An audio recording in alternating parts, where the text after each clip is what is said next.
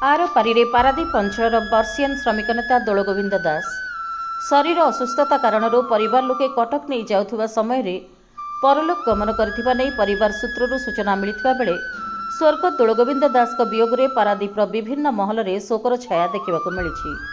पारादीप बंदर आरंभ सर्वप्रथम श्रमिक नेता भाव में श्रमिक मानक स्वर उत्तोलन करिबारे प्रमुख भूमिका ग्रहण करथिले दोलगोविंद दास। जड़े मिष्टभाषी अमायिक और दरदी मनीष भाव में जनाशुना स्वर्गत दोलगोविंद दास केवल श्रमिक नेता भाव में नुहे पारादीप विश्व हिंदू परिषदर सभापति रहिथिबा बेले जड़े कलाकार भाव में पारादीप अंचल में सुख्याति अर्जन करथिले। एही बर्षियान श्रमिक नेता वियोग खबर प्रचारित होगा पर नुआ बजार स्थित बासभवन में शुभेच्छुक भिड़ लगी।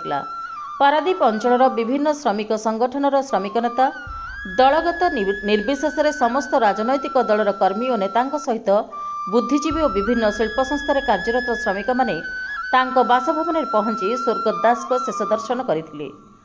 स्वर्गत दोलगोविंद दास मरशरीर को शोभायात्रा रे पारादीप अंचल परिक्रमा करने सहित स्वर्गद्वार रे अंतिम संस्कार कराजिबो नै परिवार सूत्ररु खबर मिली।